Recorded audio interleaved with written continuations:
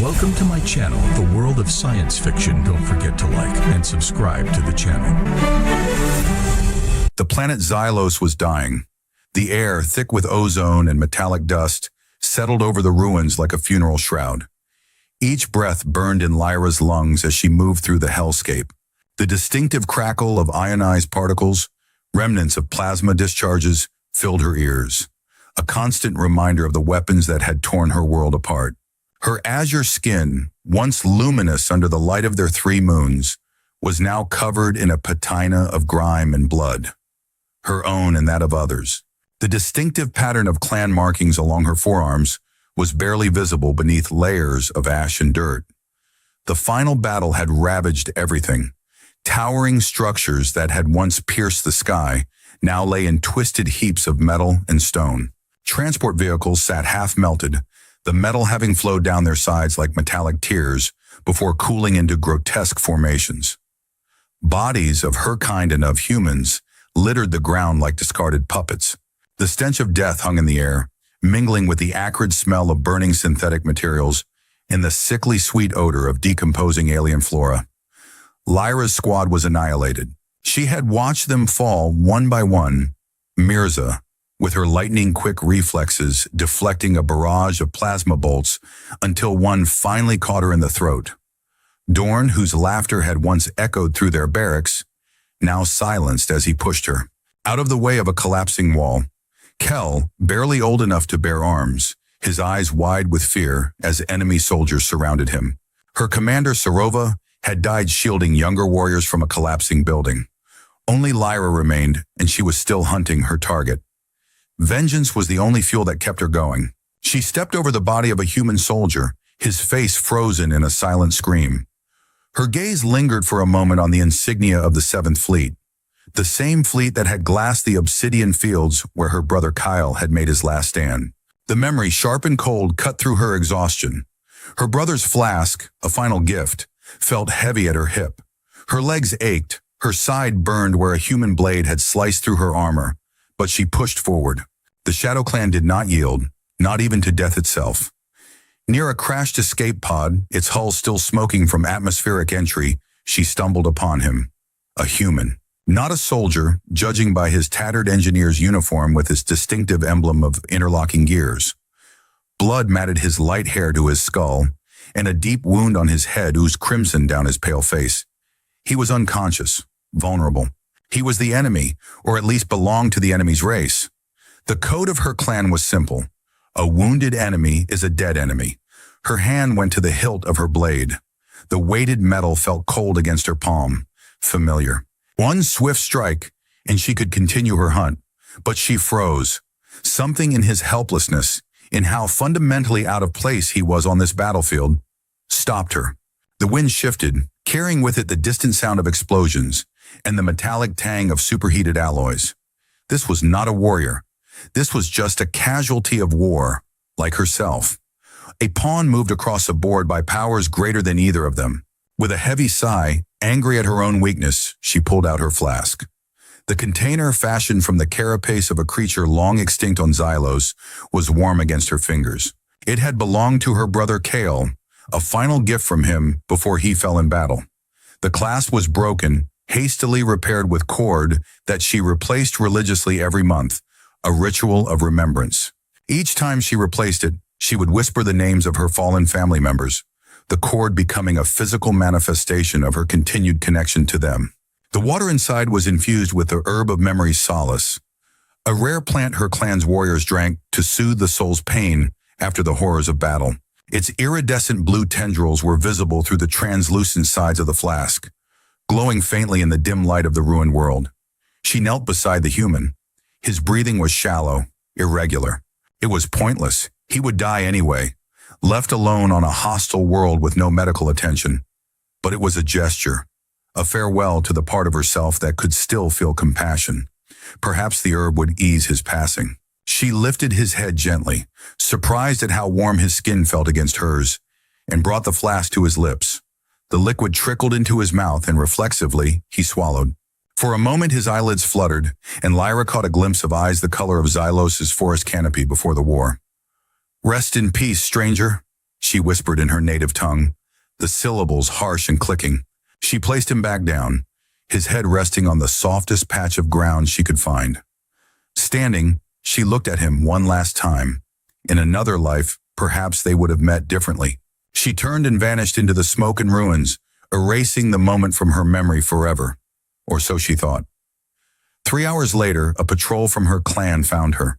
They moved cautiously through the ruins, their weapons drawn, faces concealed behind battle masks that amplified their already intimidating appearances. Their blue skin, darker than Lyra's, marked them as warriors from the northern territories of the clan. But among them was another, the same human. He was alive, dressed in a spare warrior's tunic that hung awkwardly on his smaller frame.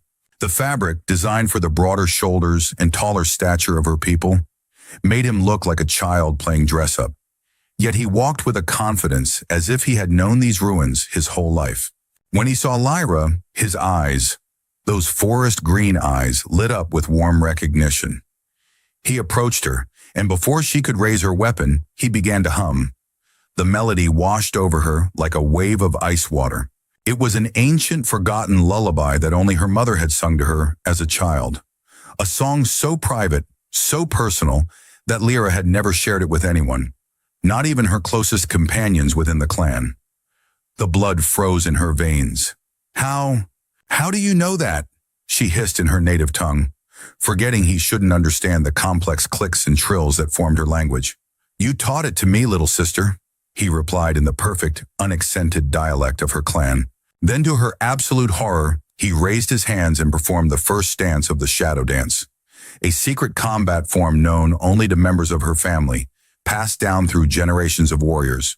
His movements were flawless, each gesture a mirror of what she had learned at her father's knee. The way his left hand curved while his right formed the striking position, the slight bend of his knees, the tilt of his head, all perfect, all impossible. In that instant, her world collapsed. She understood what she had done. The herb of memory's solace, reacting with his injured human brain, hadn't healed him.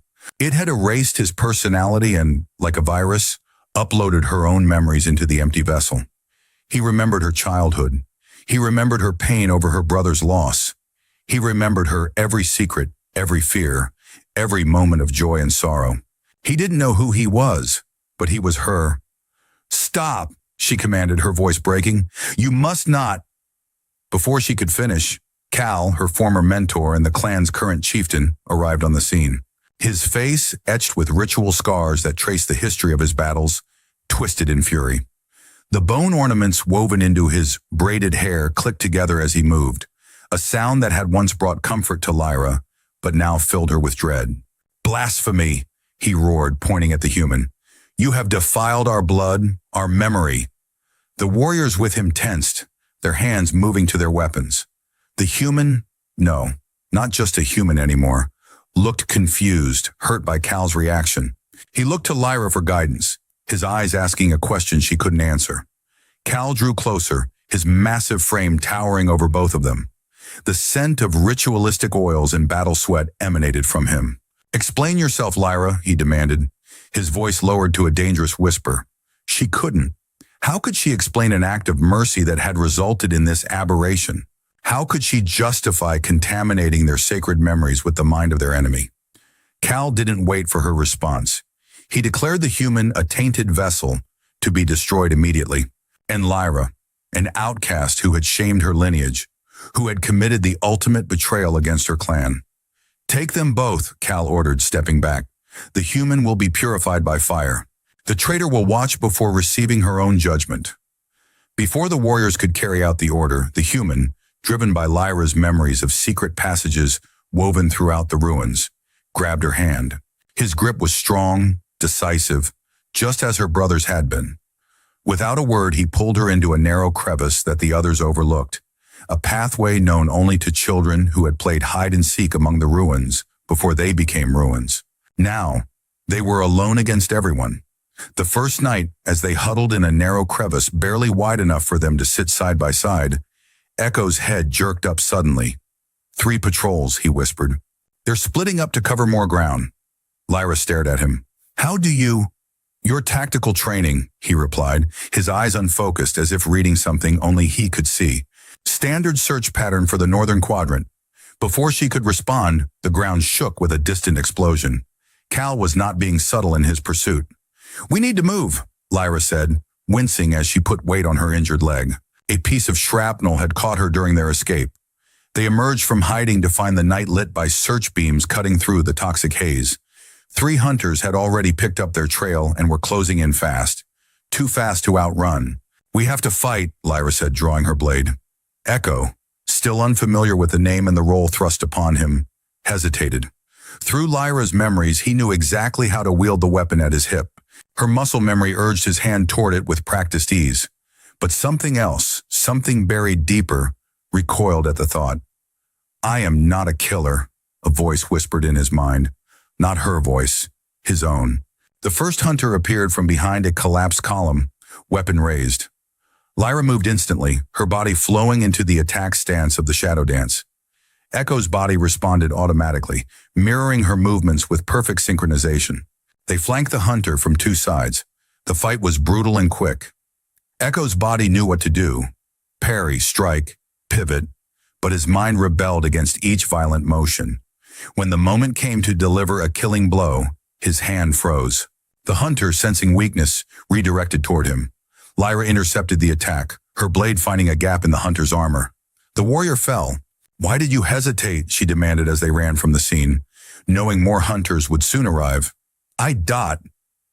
Echo struggled to explain the conflict raging inside him. Your memories tell me to kill, but something else tells me not to. That night, as Lyra kept watch, Echo fell into an exhausted sleep. His dreams were a chaotic swirl of contradictions.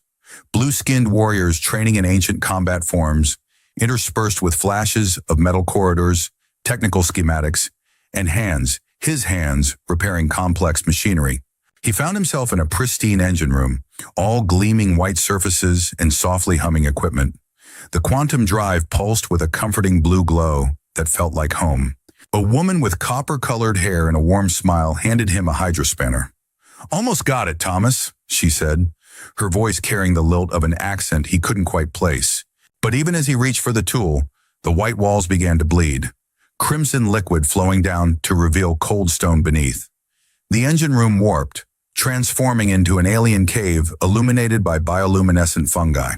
The woman's face twisted, her skin turning azure, her features morphing into Lyra's. You are Echo, she hissed, her voice no longer warm but accusatory.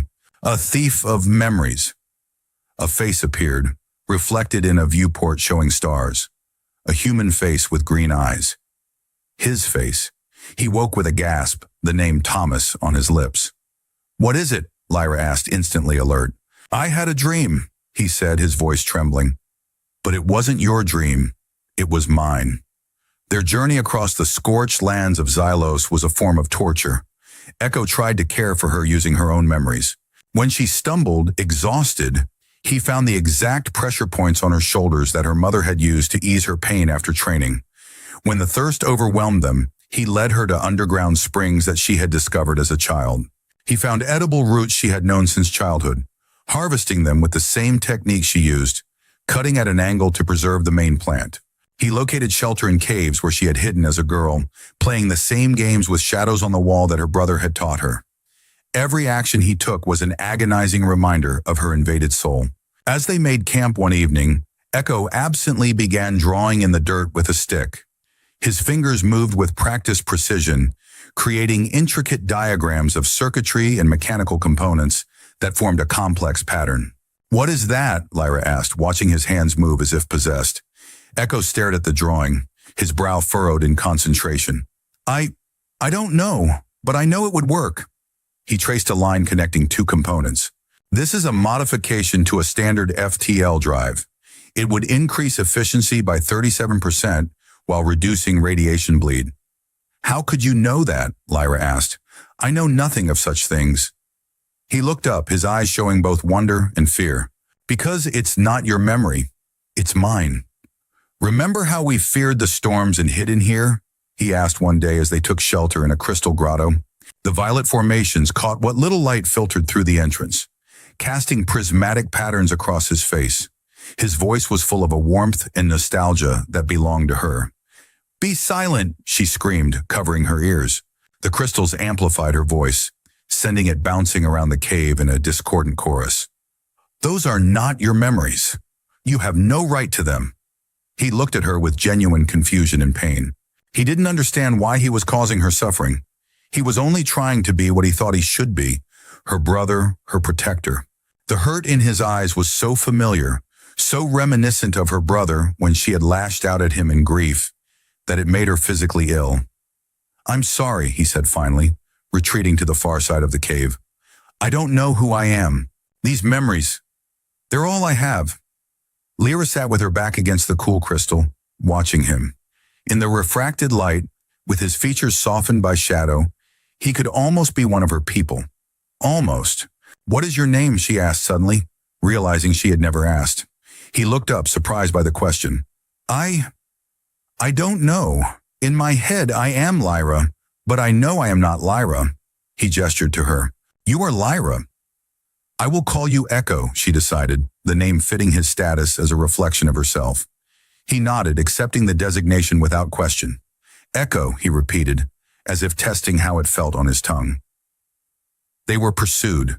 Cal's elite hunters were on their trail, tracking them through the wastelands with a determination born of religious zeal. The Shadow Clan did not forgive, and they did not forget, especially not an offense as grave as Lyra's. During their flight, Lyra was injured when a hunter's blade caught her arm, slicing deep through muscle and sinew. They found temporary shelter in a cave, but the wound needed attention. "Let me see," Echo said, reaching for her injured arm. Lyra hesitated, then extended her arm toward him. His fingers, tentative and unsure, probed the edges of the wound. Through her memories, he knew exactly what herbs would stop the bleeding, what pressure points would dull the pain. But his hands moved differently, more precise, more methodical than her brother's had ever been. "I'm sorry," he said as she hissed in pain when he cleaned the wound. "My hands remember tools, not flesh." He worked in silence, his brow furrowed in concentration as he applied a poultice of herbs he had gathered according to her memories. His movements were those of an engineer, exact, careful, calculating, rather than the fluid motions of a warrior healer. Lyra watched him work, noticing for the first time how his human features, set in determination, didn't remind her of her brother or herself. They were uniquely his, whoever he truly was. "My brother was a clumsy healer too," she said softly, surprising herself with the admission. Echo looked up, a small smile touching his lips. "I know," he said. "I remember how he once tried to set your broken finger after a training accident and made it worse." Lyra didn't flinch away from the shared memory this time. "Yes, Father had to reset it properly." She paused. "But Kale was always gentle, even when he was clumsy." "Like this?" Echo asked, his touch feather light as he bound the wound. "Yes," she said. "Like that." In their first skirmish, 3 days into their flight, Lyra realized how much the rules of the game had changed. Echo moved as she did. When one of Cal's hunters sprang from hiding, blade aimed at Lyra's throat, Echo was already moving. He anticipated her every feint, her every parry, because they were his feints, his parries. When she prepared to attack, he was already covering her flank. When she dodged, he was already striking at the newly exposed enemy. They moved in perfect synchronization, like dancers who had rehearsed the same routine for years. But there was something new as well. His movements, based on her memory, had a foreign logic to them, an engineer's precision. Where she would have relied on instinct, he calculated. Where she would have used brute force, he applied leverage. He used her techniques not as she had been taught, but in the most efficient way from a mechanical and physical standpoint. He had turned her dance into a deadly algorithm. After they dispatched the hunter, leaving him unconscious but alive, an act of mercy that Lyra questioned but couldn't bring herself to oppose, they continued their journey. The landscape changed, becoming more barren, more hostile. The ruins gave way to natural formations, twisted by war and neglect into grotesque parodies of their former beauty. As they traversed a destroyed outpost, Echo stopped suddenly, his eyes fixed on something amidst the rubble. A partially crushed power generator, its core still pulsing with a faint blue light. "We could use that," he said, approaching it with a certainty that seemed to come from nowhere. Lyra frowned. It's broken. Useless. But Echo was already kneeling beside the machine, his fingers tracing its damaged casing with a tenderness she had never seen. Without hesitation, his hands began to work, prying open panels, rearranging wires, bypassing damaged circuits. There was no thought in his movements, only instinct, but not her instincts. These were skills she had never possessed.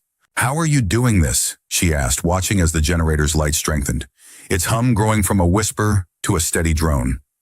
Echo looked up, his face a mixture of wonder and confusion. I don't know. My hands just knew." He stared at his palms as if they belonged to someone else. "This isn't from your memories, is it?" "No," she admitted, kneeling beside him. "This is you, the real you." His eyes widened. "Then there is something left of me, something that wasn't erased." For the first time since their flight began, a genuine smile spread across his face. Not a reflection of her brother's smile, but something uniquely his own. "If there's this," he said, gesturing to the now functional generator, "there might be more. I might be able to find myself again." Lyra watched him work, feeling a strange mixture of loss and hope. Part of her had come to rely on him being a reflection of herself, predictable, understandable.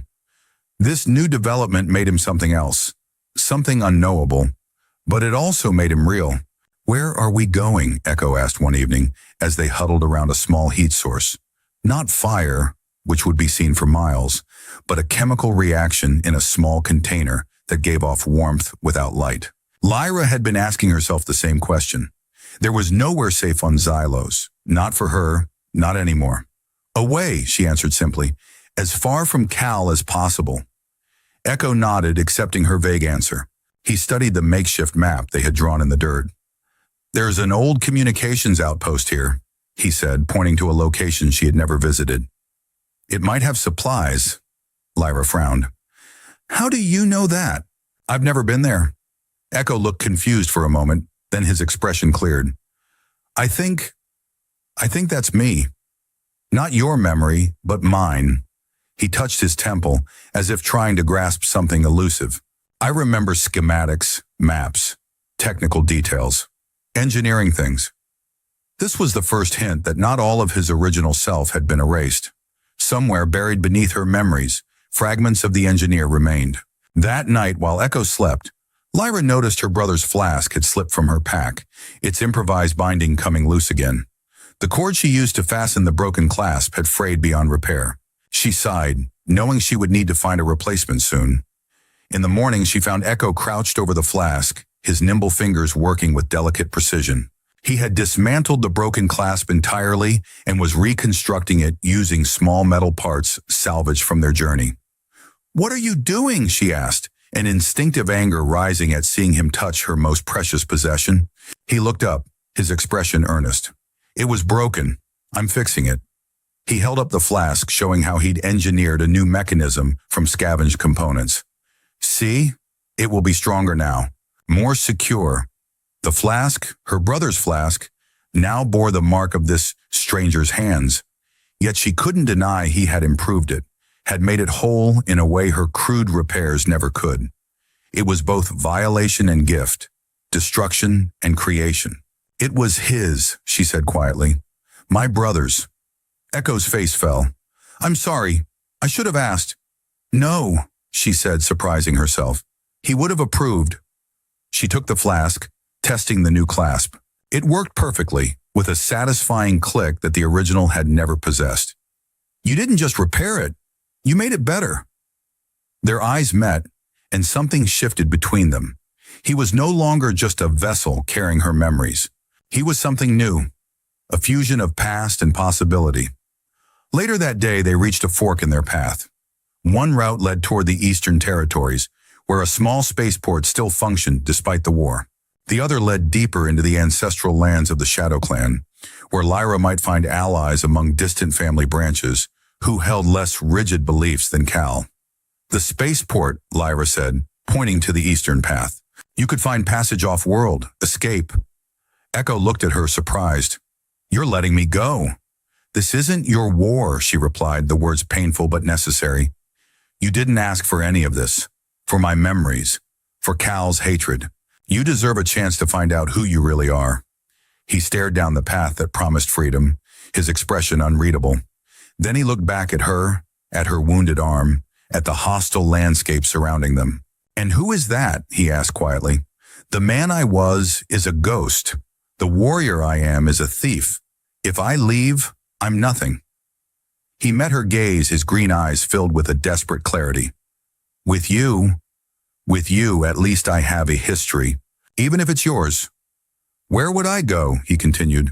Without your memories, I wouldn't survive a day on any world. And without my engineering skills, you'll never bypass Cal's defenses. He shook his head. Like it or not, we need each other. I don't need, she began, but stopped. It was a lie, and they both knew it. We're stronger together, he insisted. Your combat skills, my technical knowledge, your memories of this world, my ability to see patterns you can't. Separately, we're incomplete. Together we might actually survive, she finished, a reluctant smile tugging at her lips. It was the first time they had acknowledged their partnership as a choice rather than a necessity. Something about that changed the dynamic between them. They were no longer fugitive and burden. They were allies. Their first real victory came in the Canyon of Whispers. The name was eerily appropriate. The wind passing through the narrow gorge created sounds like distant conversations, disembodied voices that could drive the unwary to madness. 3 of Cal's hunters had ambushed them as they navigated the treacherous path. Lyra prepared to fight according to the clan's code, face to face, with honor, even against overwhelming odds. But Echo stopped her, his hand on her arm firm but gentle. There are 3 of them, he said, his eyes focused on something only he could see, or perhaps something only she could see in her memories. 2 above, 1 in the crevice. You always attack the one in the center to break the formation. They know this. He was right. It was a standard tactic she had employed countless times. Cal would have prepared his hunters for it. What do you suggest? She asked, surprised by his tactical analysis. By the way, he could step back from her instincts and examine them objectively. We do what you would never do. We trigger a rock slide. The idea was foreign to her warrior's sensibilities. Indirect combat, using the environment rather than one's own skill and strength, was considered dishonorable, but they were beyond honor now. They were fighting for survival. He used his engineering knowledge to identify a weak point in the cliff face above the hunter's position. Together, they maneuvered to a ledge overlooking the ambush site. The hunters below were patient, waiting for their prey to walk into their trap.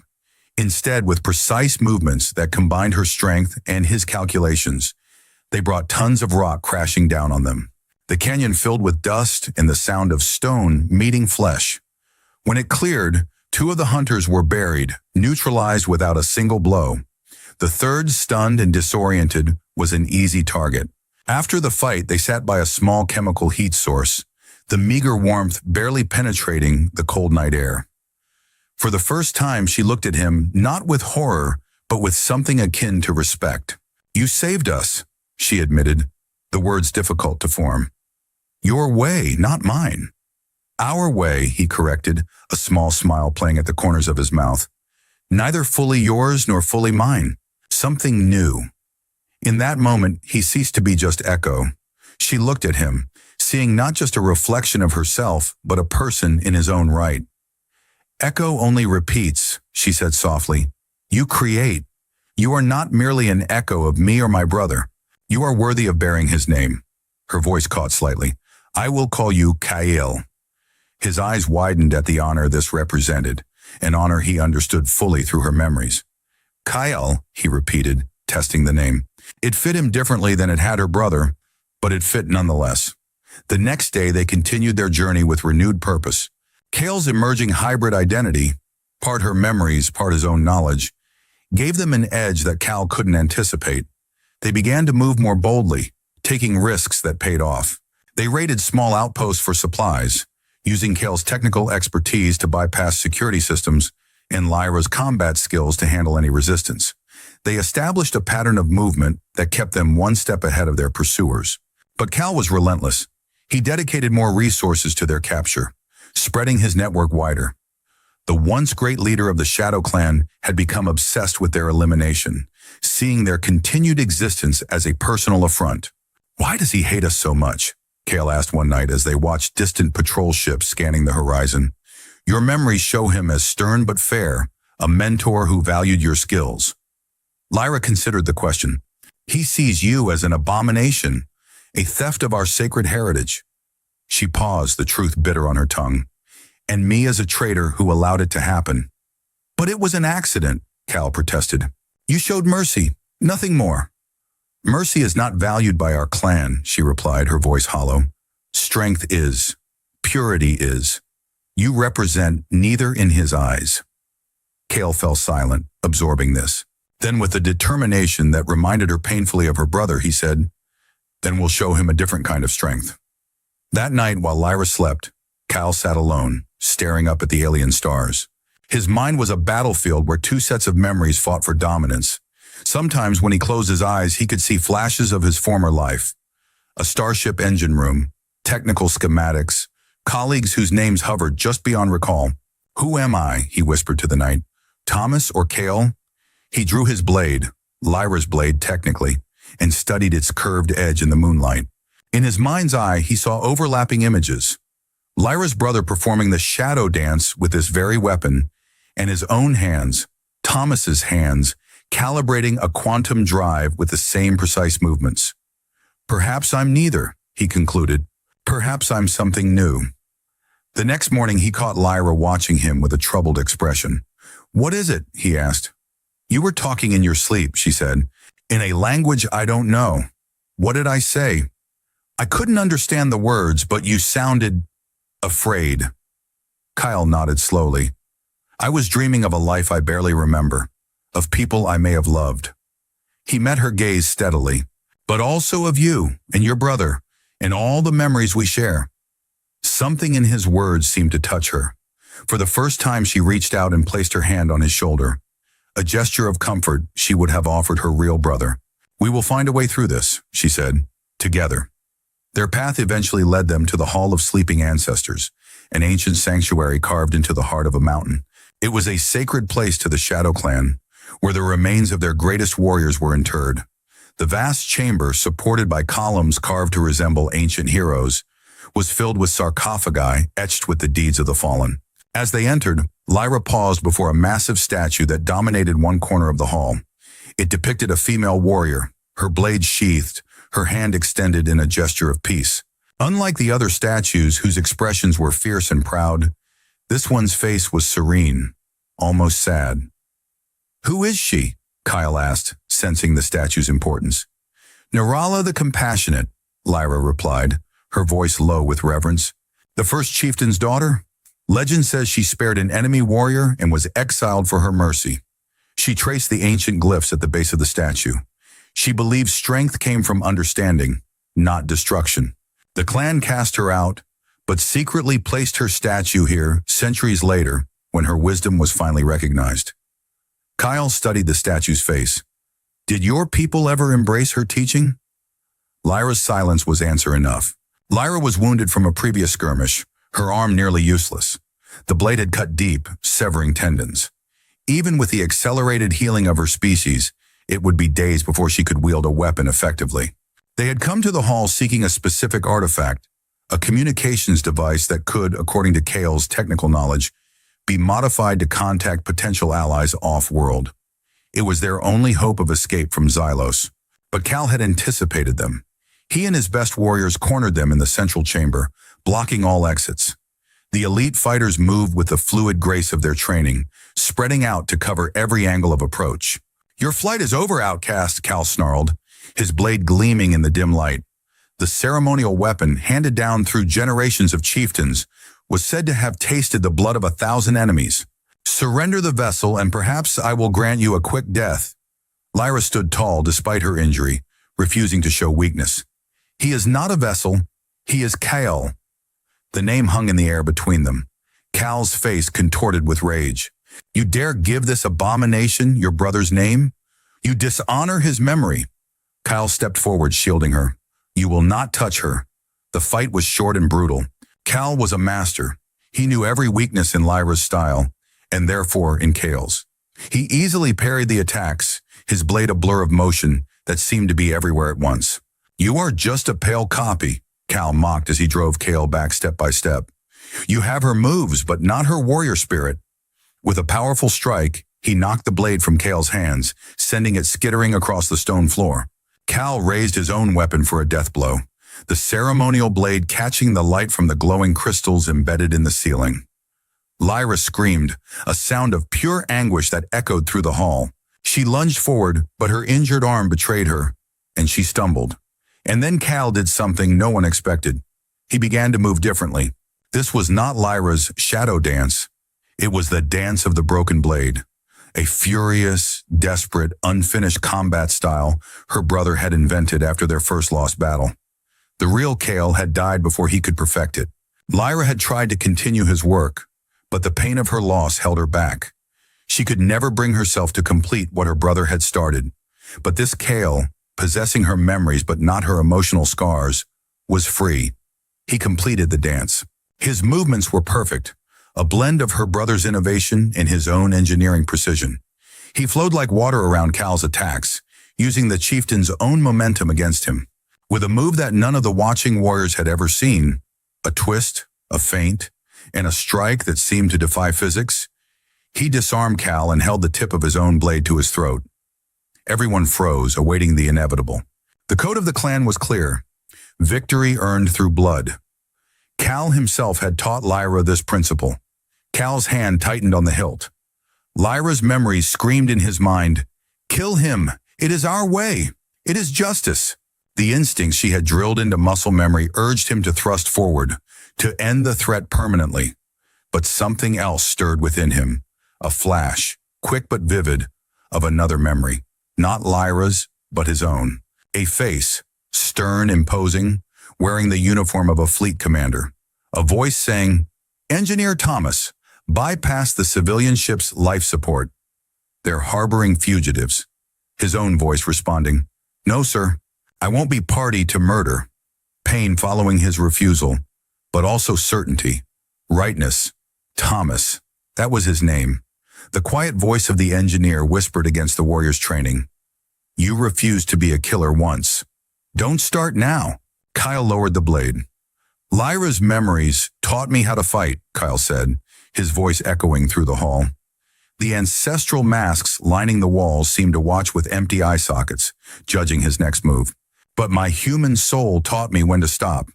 This act of mercy, so alien to the clan's harsh traditions, stunned the warriors to their core.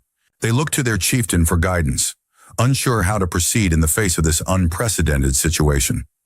Cal, his pride wounded more deeply than his body, spat on the ground. "Weakness," he hissed. "This proves you are not of our blood." "Why?" he demanded, rising to his knees. "Why spare me when I would not have spared you?" "Because I remember not only her brother," Cal replied, a new certainty in his voice. "I am beginning to remember myself. My name was Thomas, and Thomas was not a killer of unarmed opponents." "Have you forgotten what happened to our first chieftain?" Cal shouted, his voice reverberating through the hall. "His mercy toward the Star Travelers led to the massacre that nearly destroyed our clan. I swore on his grave that I would never repeat his mistake." His eyes burned with the intensity of his conviction. "Strength is the only law the universe respects. Compassion is death." He gestured wildly toward the statue of Narala. "Even she, the so-called compassionate, died alone and forgotten because of her weakness." Lyra, staggering, approached him. "But we remember her, Cal. We built her a statue. We preserved her story." She placed herself between Cal and Kyle. "Perhaps there is strength in mercy that we have forgotten how to see." She looked at Cal with new eyes. He was not a copy. He was her past, freed from its pain. He was the hope for a future she had never dared to imagine. "You are not a defilement," she said loudly for all to hear. Her voice carried through the hall, reaching even the furthest corners where ancestral spirits were said to linger. "You are the keeper of our history. You are proof that even from the greatest pain, a strength we could never imagine can be born." She turned to the stunned Cal and the warriors. "He is not a vessel. He is a member of our clan, my brother in spirit, and those who move against him move against me." The silence that followed was profound. Cal looked from Lyra to Kale, his expression unreadable. Then slowly he rose to his feet. The clan has lived by the same code for centuries, he said, his voice grave. We have survived because we did not change, did not bend. And we have stagnated, Lyra countered. Look around you, Cal. Our world is dying. Our people are dying. Perhaps it is time for a new way. Cal studied Cal, seeing him truly for the first time. You spared my life. Why? Because killing you would solve nothing, Cal replied simply. It would only continue the cycle of violence that has brought your world to this point. A murmur ran through the assembled warriors. These were radical ideas, dangerous ideas. But in a world already destroyed by war, perhaps dangerous ideas were what they needed. I do not forgive, Cal said finally, but I will listen. It was a beginning. Years passed. The Shadow Clan had changed. Under the joint leadership of Lyra and Kale, it grew wiser and more compassionate, blending ancient honor with human flexibility. The path was not easy. There were those who resisted, who clung to the old ways, but slowly, steadily, they built something new from the ashes of the war. They established contact with off-world factions who had opposed the conflict, forging alliances that brought much-needed resources to Xylos. Kale's technical knowledge, combined with Lyra's understanding of her people's needs, created solutions that began to heal their ravaged planet. The toxic air cleared gradually. New growth appeared in areas long dead. The Shadow Clan, once isolated and feared, began to interact with other survivors, sharing knowledge and resources. And throughout it all, Kale and Lyra remained bound by their unique connection. Neither fully separate nor fully one, but something entirely new. They sit by a fire under the alien sky.